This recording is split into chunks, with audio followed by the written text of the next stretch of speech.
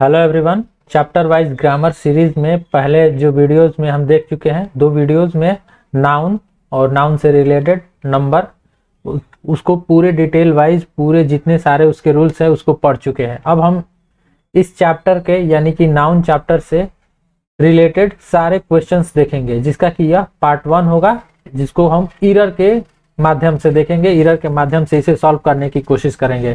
Total 15 questions है इस part में और इसी तरह 2-3 पार्ट्स लाएंगे ताकि इससे आपकी प्रैक्टिस काफी बेहतरीन हो सके। तो यदि आप इस चैनल पर नए हैं तो चैनल को जरूर सब्सक्राइब करें और शुरू करते हैं फर्स्ट क्वेश्चन से बिना कोई देरी किए हुए। फर्स्ट क्वेश्चन है, my sister has read pages after pages of the Bible no error. इसमें हमें बताना है कि किस पार्ट में यह बांटा गया है, यानी कि पार्ट ए, बी, सी और डी, नो एरर। तो इसमें किस पार्ट में एरर है और इस प्रकार से हम इसमें जो भी एरर होगा वो किसी न किसी नाउन में ही एरर होगा। तो सबसे पहले आपको नाउन ढूंढना है और उसमें एरर ढूंढना है। जो भी मैंने पहले के वीडियो में इससे रिलेटेड जितने सारे रूल्स बताए हैं उसी से सारे इसमें जो हो सारे क्वेश्चंस होंगे।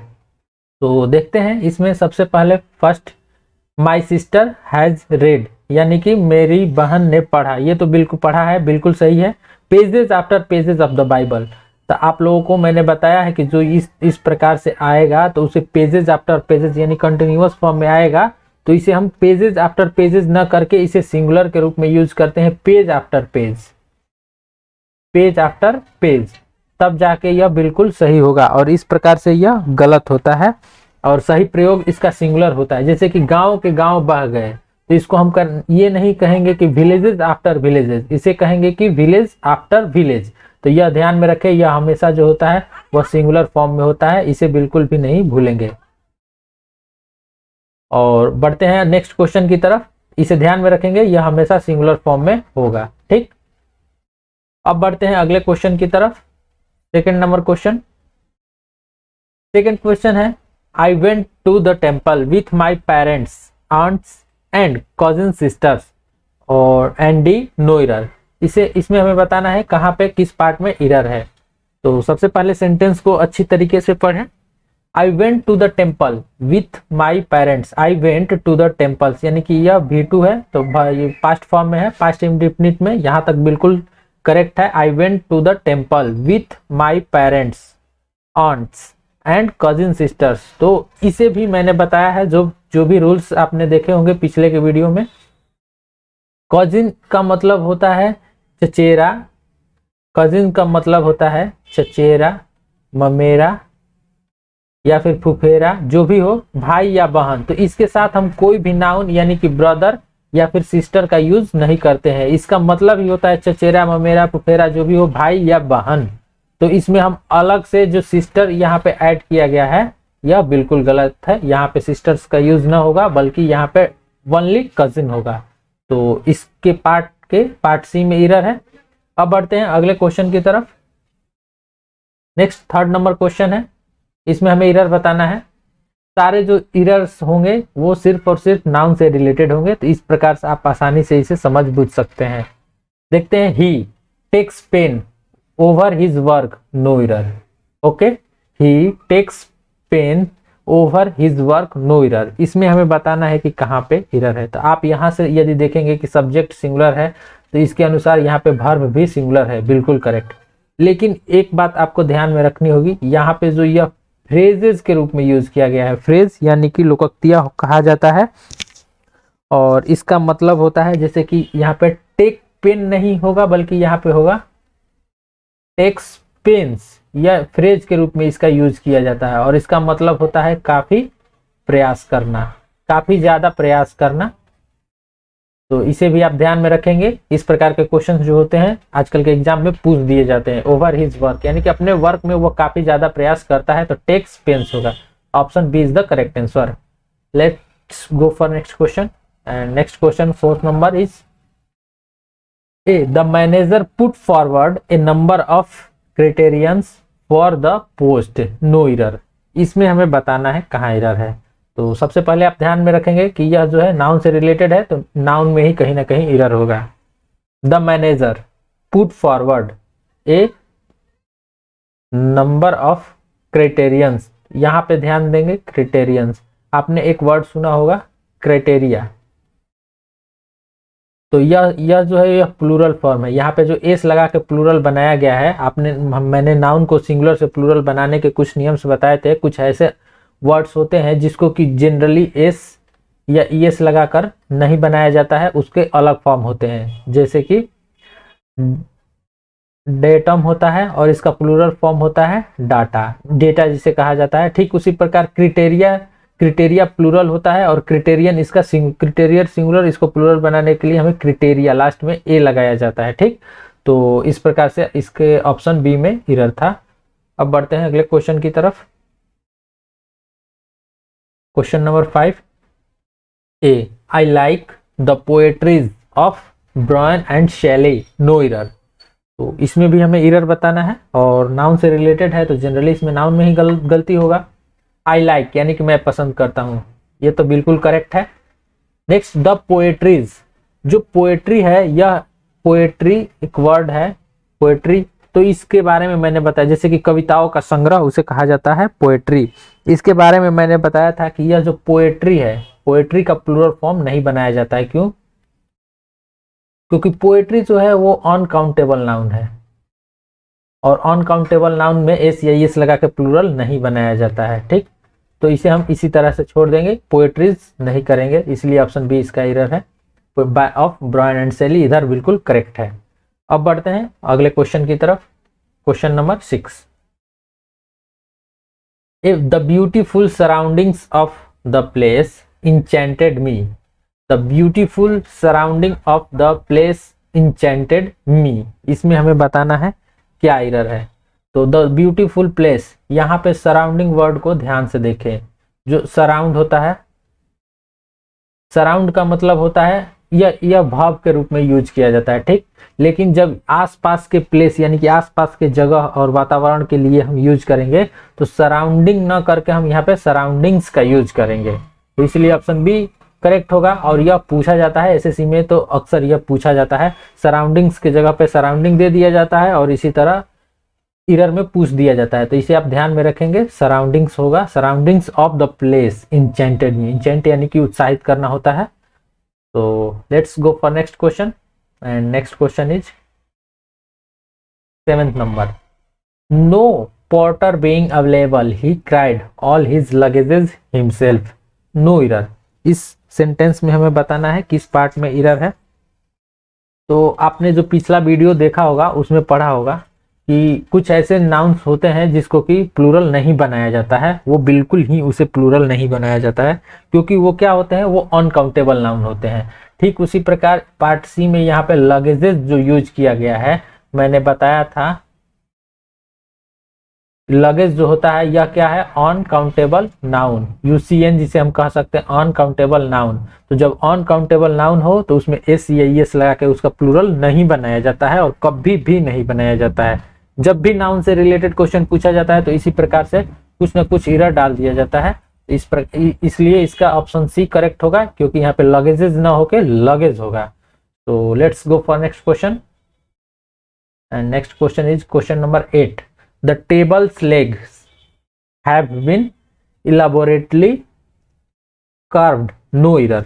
इस सेंटेंस में हमें बताना है कि कहाँ पे एरर है। तो मैंने कुछ ऐसे भी वर्ड्स बताए थे, ऐसे भी जनरली जिसका सामान्यतः प्रयोग किया जाता है। जैसे हम कहते हैं राम का बुक, तो क्या बोलते हैं, राम्स बुक यानी कि राम की किताब। ठीक, सीताज पेन यानी कि सीता की कलम, तो यहाँ पे हम स्ट्रॉफी एस का यूज करते हैं। ठीक, यह किसके लिए जनरली यूज किया जाता है, जनरली यह जो है वो सजीव के लिए यूज किया जाता है, लिविंग थिंग्स के लिए यूज किया जाता है। इस प्रकार से स्ट्रॉफी एस का यानी कि का के लिए, जैसे कि इसका क्या मतलब हुआ, राम का किताब। लेकिन यही जब यही जब निर्जीव के लिए यानी कि नॉन लिविंग थिंग्स के लिए हम यूज करते हैं तो जनरली इसका यूज करते हैं जैसे कि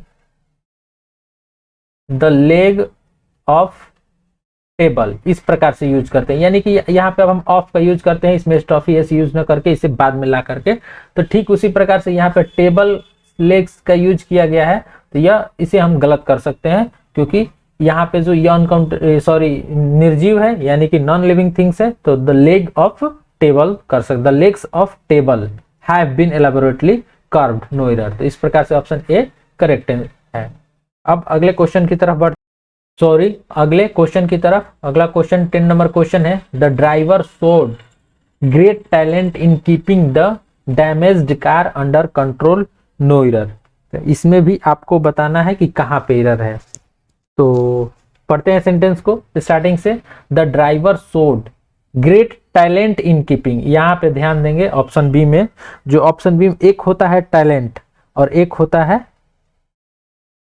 स्किल, तो दोनों का अर्थ एक ही होता है, लेकिन यूज करने का तरीका अलग अलग होता है। जैसे कि टैलेंट का अर्थ होता है, यह जो है नेचुरल एबिलिटी को दर्शाने के लिए किया जाता है। टैलेंट यानी कि उसके अंदर से है, ठीक। टैलेंट जो होता है वो नेचुरल क्वालिटी दिखाता है, नेचुरल क्वालिटी यानी कि उसके अंदर पहले से वो चीज अवेलेबल है। जैसे कि किसी का सिंगिंग होता है, गला सही होता है तो, लेकिन एक स्किल होता है, स्किल वर्ड यानी कि इसे सीखा जाता है, स्किल को सीखा जाता है। तो ड्राइवरी क्या होता है, क्या कोई बचपन से मतलब कि उसके अंदर होता है, नहीं, वो उसे सीखता है, ड्राइवरी सीखता है। तो इसलिए हम यहाँ पे टैलेंट का यूज न करके स्किल का यूज करेंगे, तब जाके बेहतर होगा। तो इस प्रकार से टैलेंट और स्किल है तो दोनों एक ही चीज, लेकिन यह जो है वह नेचुरल होता है और यह जो है उसे लर्न किया जाता है, उसको सीखा जाता है, अपने अंदर उसे डाला जाता है। तो ये है 10 नंबर क्वेश्चन, इसका ऑप्शन बी होगा, क्योंकि यहाँ पे टैलेंट की जगह पे स्किल का यूज करेंगे। अब अगले को पढ़ते हैं। 11 नंबर क्वेश्चन है, when I entered the bedroom I saw a snake crawling on the ground, यानी कि आई व्हेन सेंटेंस को सबसे पहले पढ़ते हैं, समझते हैं, तभी जाके इसमें हम एरर ढूंढ पाएंगे, या फिर ऐसे नहीं, क्योंकि यह काफी इंपॉर्टेंट क्वेश्चन है। When I entered the bedroom यानी कहाँ की बात किया जा रहा है, यह घर के अंदर की बात किया जा रहा है, घर के अंदर की बात। बेडरूम घर के अंदर होता है। When I entered the bedroom I saw a snake crawling, यानी कि एक सांप को रेंगते हुए देखा, ऑन द ग्राउंड। जो यहाँ पे ग्राउंड नाउन है, इसका यूज किया गया है, या यहाँ पे गलत हो सकता है, बिकॉज यहाँ पे ग्राउंड जो हो वो क्या, बाहर जमीन जो होता है, परती जमीन, उसे हम कहते हैं ग्राउंड यानी जमीन। लेकिन जो घर के अंदर की बात किया जाए तो उसे हम फ्लोर के रूप में यूज करते हैं। घर के अंदर जो फर्श होता है उसे हम फ्लोर कहते हैं, और घर के बाहर के लिए हम जनरली ग्राउंड का यूज कर सकते हैं। तो यहाँ सबसे पहले दर्शा दिया गया है क्या, when I entered the bedroom, यानी कि बेडरूम घर के अंदर होता है, तो घर के लिए हम फ्लोर का यूज करेंगे, न कि ग्राउंड का। सो इसलिए आप यहाँ पे ऑप्शन सी इसका करेक्ट आंसर होगा, क्योंकि इसी में एरर है।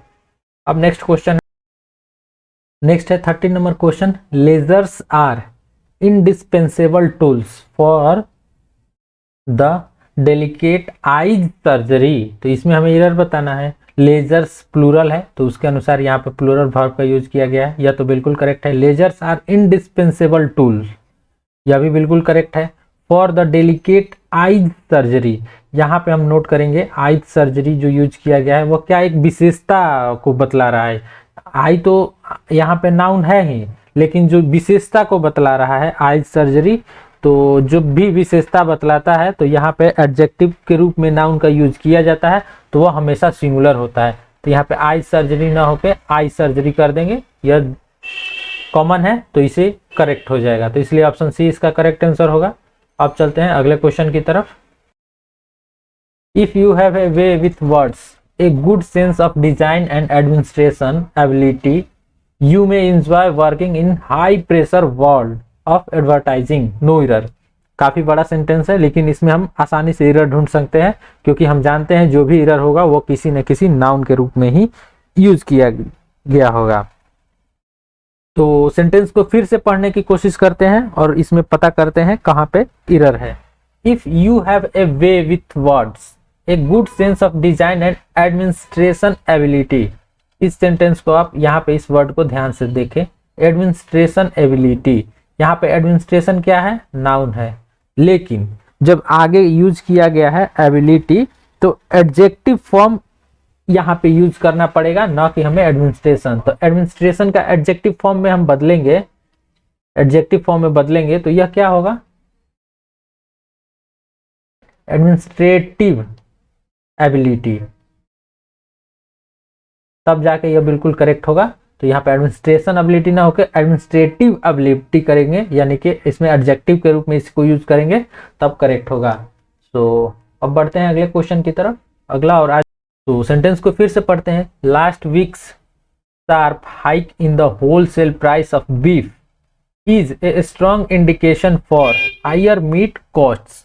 आप कॉस्ट का यूज किस प्रकार से करते हैं? कॉस्ट यानी होता है, जैसे कॉस्ट यानी कीमत होता है, और जब कॉस्ट का यूज हम नाउन के रूप में करें, इसे वर्ब के रूप में करेंगे तो हम इसमें एस लगा सकते हैं, जब लेकिन यहाँ पे नाउन के रूप में यूज किया गया हायर मीट कॉस्ट, तो यहाँ पे जब नाउन के रूप में कॉस्ट का यूज करेंगे तो यह हमेशा सिंगुलर होगा, इसे हम ध्यान में रखेंगे बिल्कुल।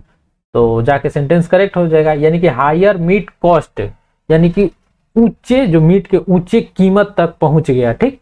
तो यह नाउन के रूप में यूज किया गया यहाँ पे, न कि वर्ब के रूप में यूज किया गया है।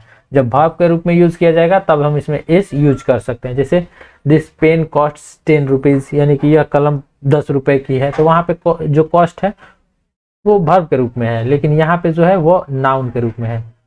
तो इस प्रकार से इसे हम यूज करते हैं।